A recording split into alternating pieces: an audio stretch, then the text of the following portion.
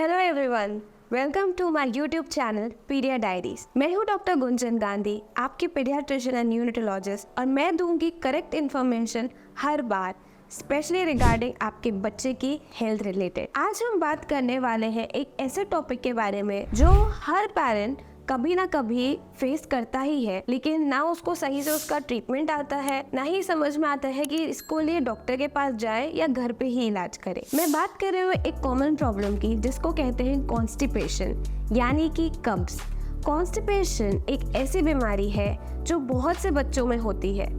तो इसमें पहले हम जानते हैं कि कॉन्स्टिपेशन यानी कब्ज की बीमारी होती क्या है। ज्यादातर बच्चे स्पेशली जैसे वो बड़े होने लगते हैं, 1 से 1.5 साल क्रॉस करते हैं, तो डिफरेंट खाना खाने लगते हैं। वो खाना खाने के कारण या फिर डिफरेंट फूड आइटम्स के कारण उनको एक अलग प्रॉब्लम आती है, जिसको हम कहते हैं कब्ज। कब्ज में होता क्या है, बच्चा या तो रोज मोशन पास नहीं करता, यानी कि अक्सर पेरेंट्स कंप्लेन करेंगे कि बच्चा 2 से 3 दिन के बाद ही मोशन जा रहा है। दूसरी चीज़, जब उसको मोशन होगा तब वो एकदम उसको जोर लगाना पड़ेगा और बहुत ही हार्ड होगा। कई बार पेरेंट्स ऐसा भी कहते हैं कि वो जब मोशन पास करता है तो वो पत्थर जैसे निकलते हैं, जिसमें बच्चे को बहुत दर्द होता है और उसको कई बार खून भी निकल सकता है। तो ये है कॉन्स्टिपेशन की बीमारी। 99% जो प्रॉब्लम ये होती है वो एक फंक्शनल चीज़ है, यानी इसका होने का कोई कारण नहीं है। तो काफ़ी सारे बच्चों को ये अपनी लाइफ में ये फेस करना पड़ता है।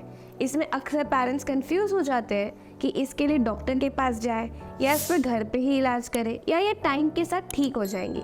तो पहले समझते हैं कि ये होता क्यों है।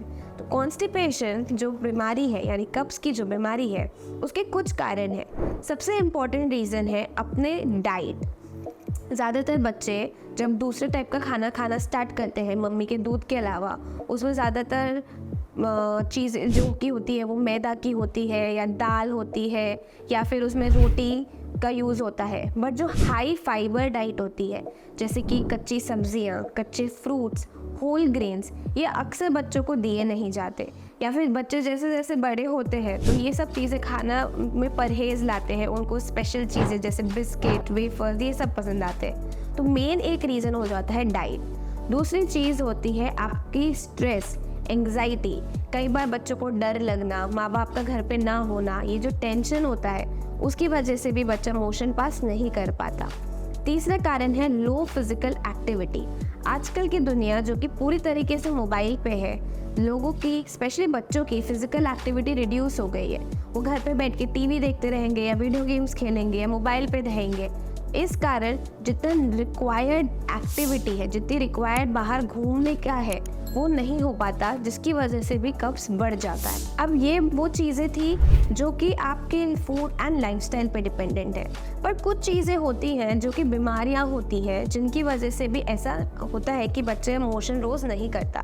इसमें 2 कॉमन बीमारियां हैं। एक है थायराइड। तो कई बार जब बॉडी में थायराइड का हार्मोन कम बनता है तो उस कंडीशन को कहते हैं हाइपोथायरॉयडिज्म, जिसकी वजह से बच्चा रोज़ मोशन पास नहीं करेगा। दूसरी बीमारी होती है हर्षप्रंग डिजीज़। अब जितना उसका नाम कॉम्प्लिकेटेड है वैसी ही बीमारी है। वो जब बच्चे का जो मोशन करने के लिए जो अंतड़ियाँ होती है, उनमें कहीं ना कहीं जो न्यूरॉन्स होते हैं वो काम नहीं कर पाते और उसकी वजह से जो प्रेशर देना होता है वो नहीं दे पाते। तो कई बार ऐसी कंडीशंस में हम लोगों को डॉक्टर का तुरंत ट्रीटमेंट चालू करना पड़ता है। एंड कुछ दवाइयाँ हैं जो आपका शायद डॉक्टर ही स्टार्ट करेगा, स्पेशली आयरन सप्लीमेंट्स। उन कंडीशंस, उस दवाई की वजह से भी कई बार बच्चों को कॉन्स्टिपेशन हो जाता है। तो ये हो गई बीमारियाँ या कारण जिसकी वजह से बच्चा आपका कब्ज में रहेगा, कॉन्स्टिपेटेड रहेगा। अब आपको डॉक्टर कुछ सलाह दे सकते हैं। तो जो हमने कॉजेज़ यानी कि कारण देखे, उन्हीं कारणों के हिसाब से उनका ट्रीटमेंट रहेगा। पहली चीज़ होती है अपनी डाइट चेंज करना।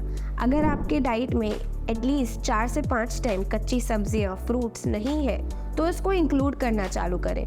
होल ग्रेन्स जैसे कि आपके मिलेट्स है, बाजरा, ज्वारी है, वो साथ में स्प्राउट्स यानी मटकी, मूंग, इन सबको इंक्लूड करना चालू करें, क्योंकि ये सब बहुत हाई फाइबर डाइट होती है। साथ में पानी इनफ क्वांटिटी मिले।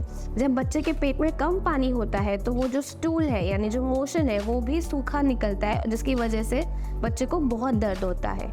दूसरी चीज़ है फिज़िकल एक्टिविटी। बच्चा कम से कम 30 से 60 मिनट बाहर खेलना चाहिए, जिसमें अच्छी आउटडोर एक्टिविटी होनी चाहिए।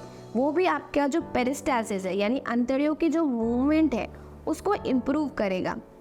तीसरी चीज़ होती है कि अगर आपके बच्चे को पूरे दिन दर्द हो रहा है, बच्चे का वज़न नहीं बढ़ रहा, मोशन 5-5, 7-7 दिन तक नहीं होते। कई बार बच्चे ऐसे भी आते हैं जो कि नीचे से मतलब जहाँ से अपन मोशन पास करते हैं उस जगह दवाई डाल डाल के उनको मोशन कराना पड़ता है। तो ऐसी कंडीशन एक मेडिकल प्रॉब्लम का इंडिकेशन देती है एंड इसमें आपको तुरंत अपने डॉक्टर की सलाह लेनी पड़ेगी, जो आपको कुछ इमेजिंग जैसे सोनोग्राफी, एक्सरे करा के डायग्नोस करेंगे कि आपके बच्चे को क्या प्रॉब्लम हो रही है। इसके अलावा घर में अगर कोई स्ट्रेस है, प्रॉब्लम्स चल रहे हैं, तो बच्चों को काउंसलिंग की भी ज़रूरत पड़ सकती है, क्योंकि कई बार बच्चा अपना स्ट्रेस, अपना प्रॉब्लम्स नहीं बता पाता और वो इस बॉडी चेंजेस की तरीके से निकलती है। हमारे पास हाल में ही एक केस था जिसमें बच्चे को इतना टेंशन था क्योंकि घर में कोई बात नहीं कर रहा था या माँ बाप के झगड़े हो रहे थे कि वो 3-4 दिन तक अपना मोशन रोक के रखता था खुद से, और वो मोशन रोकने के कारण कुछ टाइम एक्सीडेंट हो जाते थे, मतलब उसका मोशन खुद ही निकल जाता था कहीं पर भी, जिसके कारण उसको और शर्म आती थी और वो बिल्कुल भी खाना खाना छोड़ दिया था। तो ये जो एंग्जाइटी और स्ट्रेस है वो बच्चे को कैसे अफेक्ट कर रहा है ये हमें मालूम नहीं होता। इसमें आपको अपने तुरंत डॉक्टर की सलाह और काउंसलर्स की नीड पड़ सकती है। तो ये सब चीज़ें हैं जो आप घर पे ट्रीट कर सकते हैं। अगर इसके बावजूद डाइट, लाइफस्टाइल मॉडिफिकेशन के बावजूद बच्चे को तकलीफ चालू है, उसको मोशन में खून गिर रहा है, उल्टियाँ हो रही है, पेट दुख रहा है, तो तुरंत अपने डॉक्टर के पास जाए। एक कॉन्स्टिपेशन ठीक करने का सबसे ईजीएस्ट तरीका जो ये काफ़ी पेरेंट्स बहुत लाइटली लेते हैं वो होता है word potty training. Potty training जैसी एक चीज़ होती है जो काफ़ी सारे घर में पता ही नहीं होती कैसे स्टार्ट करें, कितने टाइम तक करना चाहिए, क्योंकि ज़्यादातर लोग इस चीज़ पे फोकस नहीं करते क्योंकि इसको तो एक नेचुरल चीज़ समझते हैं, लेकिन वो एक बच्चे के लिए नेचुरल नहीं है, उसको सिखाना पड़ता है, उसको समझाना पड़ता है। तो अगर आपका बच्चा 18 महीने से 3 साल की उम्र का है, अब इसमें एज वैरी करती है, हर बच्चा अलग है। कुछ बच्चे 18 महीने पे भी रेडी हो जाते हैं, कुछ बच्चे 3 साल तक भी रेडी नहीं होते। तो जब आपके बच्चे को अलार्म आए, जब उसको लगे कि हाँ मुझे अभी मोशन जाना है, तो उसको खड़े रह के मोशन करने की जगह आप उसको पॉटी ट्रेन के लिए एक्टिवेट करें।